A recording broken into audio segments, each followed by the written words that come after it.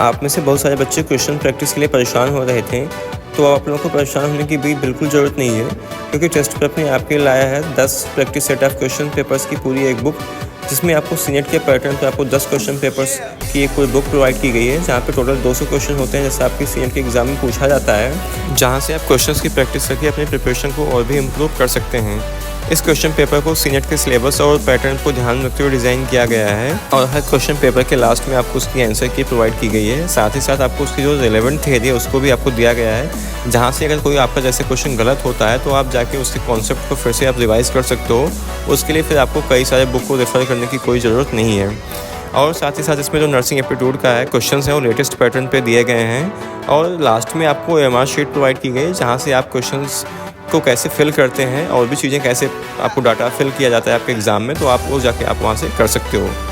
इस बुक की जो लिंक है उसको मैं डिस्क्रिप्शन बॉक्स में डाल दूँगा, वहाँ से जाके इस बुक को बाई कर सकते हो। यह बुक जो है फ्लिपकार्ट, अमेजॉन और आपके नियर बाई स्टोर पर अवेलेबल है।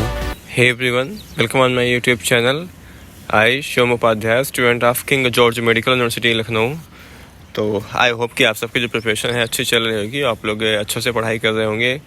आप लोगों के जो एग्ज़ाम्स की डेट है वो भी अब धीरे धीरे पास आ रही है, और एक तरह से अब समझो कि प्रेशर आप लोगों पे बढ़ रहा होगा। तो बहुत आप लोग काफ़ी, खासकर जो नर्सिंग एप्टीट्यूड आपका सब्जेक्ट है आपके एग्ज़ाम में जो पूछा जाता है 40 क्वेश्चंस का, आप लोग उसके लिए काफ़ी परेशान हो रहे हो। तो ऑलरेडी मैंने देखो बहुत सारी वीडियोस जो हैं इसकी 5-6 अपलोड कर रखी है ऑलरेडी। तो अभी देखो मैं जितना आपको करा दे रहा हूँ ना, अगर आप इतना नर्सिंग एप्टीट्यूड आप करके जाते हो एग्ज़ाम में ना, तो 40 आउट ऑफ 40 बड़े आराम से आप गेन कर सकते हो, ठीक है। तो आपको इस परेशान होने की बिल्कुल ज़रूरत नहीं है। बहुत ईजी आसान पूछा जाता है नर्सिंग एप्टीट्यूड, कोई बहुत टफ नहीं होता है, क्योंकि इसमें क्या होता है कि नर्सिंग बच्चे कोई पढ़ के तो आते नहीं है ना, वो जस्ट 12 पास आउट होते हैं, तो उनको अभी कोई उतना नर्सिंग का आइडिया नहीं होता। तो बस उनका एक बेसिक नॉलेज चेक किया जाता है कि आपको कितना पता है नर्सिंग एप्टीट्यूड के बारे में। तो अब चलो चलते हैं क्वेश्चंस की प्रैक्टिस करते हैं हम। तो देखो जो सबसे पहला क्वेश्चन है, सबसे पहले क्वेश्चन में पूछ रहा है कि what type of specialist treats disease and disorders of the nervous system. ऐसे मतलब कौन से स्पेशलिस्ट होते हैं जो न्यूरॉन्स होते हैं, न्यूरॉन से या फिर नर्वस सिस्टम से संबंधित जो भी प्रॉब्लम्स होती हैं उसको ट्रीट करते हैं। तो ऑप्शन एक बार पढ़ लेते हैं। पहला क्या है, न्यूरोलॉजिस्ट, बी है गायनेकोलॉजिस्ट, सी है ऑप्थेल्मोलॉजिस्ट एंड डी है कार्डियोलॉजिस्ट। तो इसका क्या क्या होगा सही ऑप्शन, न्यूरोलॉजिस्ट होगा। हम लोग कभी ऐसे कुछ भी सर में दर्द होता है या फिर ऐसे अननोन दर्द कुछ ऐसा अचानक से उठता है, या फिर मान लो बैक पेन बहुत काफ़ी लॉन्ग टाइम से हो रहा हो, तो उन सब चीज़ों के लिए क्या करते हैं, हम न्यूरोलॉजिस्ट के पास जाते हैं और अपनी जो भी प्रॉब्लम्स होती है उसको बताते हैं। उसके बाद अब बढ़ते हैं नेक्स्ट क्वेश्चन पे। तो नेक्स्ट क्वेश्चन में क्या है कि which type of specialist would be most appropriate to see for problem with है किडनी। अब आपको इसमें बताना है कि मतलब कौन से ऐसे स्पेशलिस्ट होते हैं जो किडनी से संबंधित जो भी डिजीज़ेस होती है ना उसको ट्रीट करते हैं, फिर हम वहाँ उनके पास जाते हैं दिखवाने के लिए। तो पहला ऑप्शन क्या है, ओंकोलॉजिस्ट, बी है डर्मेटोलॉजिस्ट, सी है नेफ्रोलॉजिस्ट एंड डी क्या है पल्मोनोलॉजिस्ट। तो देखो जो ओंकोलॉजिस्ट होता है, उनको मतलब क्या होता है, कैंसर होता है, लॉजिस्ट है ना। तो जो कैंसर पेशेंट होते हैं वो जाते हैं ओंकोलॉजिस्ट के पास, है ना।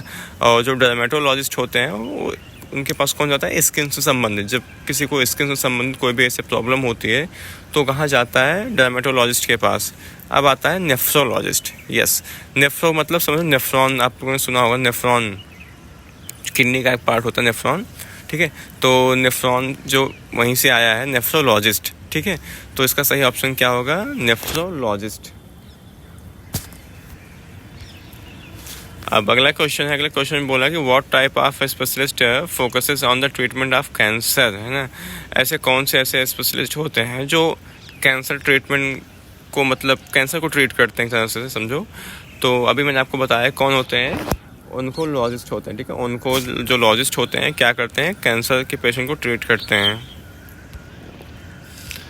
अब अगला क्वेश्चन देखते हैं। अगले क्वेश्चन में क्या बोला है कि what type of specialist would be most appropriate to see for the problem with है बोन। कौन से ऐसे स्पेशलिस्ट होते हैं जो बोन से संबंधित जो भी डिजीज होती है ना उसको ट्रीट करते हैं। तो ऑप्शन देखते हैं। पहला क्या है, गैस्ट्रोएंटेरोलॉजिस्ट, बी है ऑर्थोपेडिस्ट, सी है न्यूरोलॉजिस्ट एंड डी क्या है ऑप्थेल्मोलॉजिस्ट। तो फोर्थ का कौन सा सही ऑप्शन होगा यहाँ पे, फोर्थ का क्या होगा, सेकेंड ऑप्शन सही होगा, क्या होगा, ऑर्थोपेडिस्ट। अब अगला क्वेश्चन देखते हैं, अगले फिफ्थ में बोला है कि what type of specialist focuses on the treatment of hormonal imbalances. ठीक है, कौन से ऐसे स्पेशलिस्ट होते हैं जो हार्मोनल इम्बैलेंसेस को फोकस करते हैं।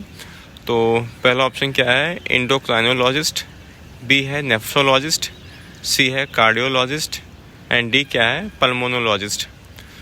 तो यहाँ पे फिफ्थ का सही ऑप्शन क्या होगा, फिफ्थ का सही होगा फर्स्ट ऑप्शन क्या है, एंडोक्राइनोलॉजिस्ट।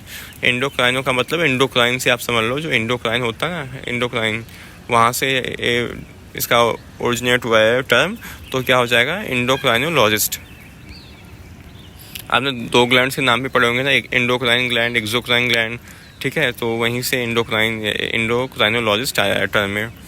तो अब आगे बढ़ते हैं सिक्स क्वेश्चन देखते हैं। इसमें बोल रहा है कि what type of specialist would be most appropriate to see for the problem with the eyes. मतलब ऐसे कौन से स्पेशलिस्ट होते हैं जो आइज़ से संबंधित है ना, जो भी डिजीजेज होती हैं उसको ट्रीट करते हैं। तो ऑप्शंस देखते हैं। पहले ऑप्शन क्या है कि ऑप्थेल्मोलॉजिस्ट, बी है डर्मेटोलॉजिस्ट, सी है गायनिकोलॉजिस्ट एंड डी क्या है, ऑन्कोलॉजिस्ट। तो ऑप्थेल्मो का क्या है, ऑप्था, आपने सुना ऑप्था में हम दिखाने जा रहे हैं, बहुत सारे लोग बोलते हैं ऑप्था में दिखाने जा रहे हैं, तो वहीं से आया है। तो इसका क्या होगा सही ऑप्शन, ऑप्थेल्मोलॉजिस्ट। मतलब कि जो आँख के विशेष मतलब स्पेशलिस्ट होते हैं, है ना, उनको बोलते हैं क्या, ऑप्थेल्मोलॉजिस्ट। अब अगला क्वेश्चन देखते हैं। अगले क्वेश्चन में है कि what type of specialist treat condition of ear, nose and throat. क्या, थ्रोट। आपने ENT सुना होगा, कई बार ये टर्म काफ़ी मेडिकल टर्म में यूज होता है ENT। तो ENT का जो फुल फॉर्म होता है क्या होता है, ईयर, नोज एंड थ्रोट। आपने सुना होगा कि कान, नाक, गले के जो डॉक्टर होते हैं ना, तो उसको ENT बोलते हैं, ईयर, नोज एंड थ्रोट, है ना। तो बेसिकली आप इसमें ये भी एक स्पेशलाइजेशन होता है मेडिकल में। तो यहाँ से आप इसमें अब ऑप्शन देखते हैं कौन कौन सा इसका सही होगा। तो पहला क्या ऑप्शन है, ओटोलैरिंगोलॉजिस्ट, बी है कार्डियोलॉजिस्ट, सी है नेफ्रोलॉजिस्ट एंड डी क्या है, डर्मेटोलॉजिस्ट। तो सेवन्थ का कौन सा यहाँ पे सही ऑप्शन सही होगा, सेवन्थ यहाँ पे फर्स्ट ऑप्शन सही होगा, क्या होगा इसका, ओटोलैरिंगोलॉजिस्ट। तो आप बढ़ते हैं अगले क्वेश्चन पे। अगले क्वेश्चन में क्या है कि what type of specialist would be most appropriate to see for the problem with the lungs. कौन से ऐसे स्पेशलिस्ट होते हैं जो मतलब लंग्स से संबंधित जो भी प्रॉब्लम्स होती है उसको देखते हैं। अब ऑप्शंस देखते हैं। ऑप्शंस में है क्या, पल्मोनोलॉजिस्ट, बी है ऑन्कोलॉजिस्ट, सी है एंडोक्राइनोलॉजिस्ट एंड डी क्या है, गायनिकोलॉजिस्ट। तो एट्थ का क्या होगा यहाँ पे सही ऑप्शन, एट्थ का फर्स्ट होगा पल्मोनोलॉजिस्ट। आपने पल्मोनरी टर्म सुना होगा बहुत बार मेडिकल में, तो ये जो पल्मोनोलॉजिस्ट होता है टर्म वहीं से आया है, क्या होगा, पल्मोनोलॉजिस्ट। अब अगला क्वेश्चन देखते हैं। अगले क्वेश्चन में कि what type of specialist focuses on the treatment of infectious disease. कौन से मतलब ऐसे स्पेशलिस्ट होते हैं जो इन्फेक्शन से संबंधित कोई डिजीज़ अगर उनको होती है तो उसको ट्रीट करते हैं। अब पहला ऑप्शन देखते हैं। पहले ऑप्शन में क्या है कि इन्फेक्शियस डिजीज़ स्पेशलिस्ट है। अगला है डर्मेटोलॉजिस्ट, सी है गैस्ट्रोएंटेरोलॉजिस्ट एंड डी क्या है, ऑन्कोलॉजिस्ट। तो अब टेंथ का क्या होगा सही ऑप्शन, यहाँ पर टेंथ का फर्स्ट होगा इन्फेक्शियस डिजीज स्पेशलिस्ट। अब अगला क्वेश्चन देखते हैं। अगले क्वेश्चन में कि व्हाट टाइप ऑफ स्पेशलिस्ट है would be most appropriate to see for the problem with the reproductive system. कौन से ऐसे स्पेशलिस्ट होते हैं जो रिप्रोडक्टिव संबंधित जो भी अगर कोई प्रॉब्लम्स होती हैं तो उसको ट्रीट करते हैं। तो अब उनके ऑप्शंस देखते हैं। पहले ऑप्शन में क्या है कि गायनिकोलॉजिस्ट, बी है ऑर्थोपेडिस्ट, सी है न्यूरोलॉजिस्ट एंड डी क्या है, कार्डियोलॉजिस्ट। तो जो गायनिकोलॉजिस्ट होते हैं, गायनिकोलॉजिस्ट जो है वो रिप्रोडक्टिव सिस्टम से संबंधित कोई भी मान लो डिजीज़ या फिर कुछ भी प्रॉब्लम है तो उसको ट्रीट करते हैं। तो क्या होगा 11th का सही ऑप्शन, यहाँ पे फर्स्ट ऑप्शन जो है सही होगा, गायनिकोलॉजिस्ट। अगले क्वेश्चन पे बढ़ते हैं। अगले क्वेश्चन में है कि what type of specialist focuses on the treatment of sleep disorder. कौन से स्पेशलिस्ट होते हैं जो स्लीप संबंधित अगर कोई ऐसे डिसऑर्डर होता है तो उसको ट्रीट करते हैं। तो इसका देखो नाम से आपको पता चल जाएगा कौन सा सही ऑप्शन है, स्लीप मेडिसिन स्पेशलिस्ट। तो जो स्लीप मेडिसिन स्पेशलिस्ट होते हैं क्या ट्रीट करते हैं अगर स्लीपिंग से संबंधित कोई भी डिसऑर्डर्स होता है। तो देखो नर्सिंग एप्टीट्यूड में ना ऐसे ही क्वेश्चन पूछे जाते हैं, कोई बहुत टफ नर्सिंग का नहीं पूछा था, क्योंकि आप लोग अभी जस्ट मतलब नए फ्रेशर्स ही होते हो, तो मतलब ऐसा कोई मतलब एक्स्ट्रा कहीं कुछ नहीं पूछेगा आपसे कि बहुत ज़्यादा डीप में जाकर, मतलब सुपरफिशियल चीज़ें आपसे पूछी जाएंगी नर्सिंग एप्टीट्यूड में, ठीक है। तो अब बढ़ते हैं आगे नेक्स्ट क्वेश्चन पे। तो अगले क्वेश्चन में क्या बोला है कि what type of specialist focuses on the treatment of auto immune disorders. कैसे किस तरह के मतलब स्पेशलिस्ट होते हैं जो ऑटो इम्यून डिसऑर्डर्स को ट्रीट करते हैं या फिर उन ऐसे पेशेंट को देखते हैं। तो ऑप्शन एक बार देख लेते हैं हम। पहले में क्या है, र्यूमेटोलॉजिस्ट, बी क्या है, डर्मेटोलॉजिस्ट, सी है गैस्ट्रोएंटेरोलॉजिस्ट एंड डी क्या है, ऑन्कोलॉजिस्ट। तो जो 13 का यहाँ पे सही ऑप्शन क्या होगा, फर्स्ट होगा यहाँ पे क्या होगा, र्यूमेटोलॉजिस्ट, ठीक है। क्या होगा, र्यूमेटोलॉजिस्ट जो होते हैं वो जो स्पेशलिस्ट होते हैं वो ऑटो इम्यून डिसऑर्डर से संबंधित जो भी प्रॉब्लम्स होते हैं उनको ट्रीट करते हैं। अब बढ़ते हैं अगले क्वेश्चन पे। तो अगले क्वेश्चन में क्या बोला कि what type of specialist would be most appropriate to see for the problem with the bladder. Basically अपना गाल ब्लैडर की बात बोल रहा है। तो मतलब कौन से ऐसे स्पेशलिस्ट होते हैं जो गाल ब्लैडर से संबंधित मतलब जो डिसऑर्डर्स या फिर जो प्रॉब्लम्स होते हैं उसको ट्रीट करते हैं। तो ऑप्शन एक बार देख लेते हैं। ऑप्शन क्या है, यूरोलॉजिस्ट, बी है एंडोक्राइनोलॉजिस्ट एंड सी क्या है कार्डियोलॉजिस्ट एंड डी क्या है, ऑप्थेल्मोलॉजिस्ट। तो 14 का कौन सा ऑप्शन सही होगा, 14 के यहाँ पे फर्स्ट ऑप्शन सही होगा यूरोलॉजिस्ट। जो यूरोलॉजिस्ट होते हैं वो मतलब बेसिकली यही जो किडनी से संबंधित या फिर कुछ गाल ब्लैडर से संबंधित जो भी प्रॉब्लम्स होती हैं उसको ट्रीट करते हैं।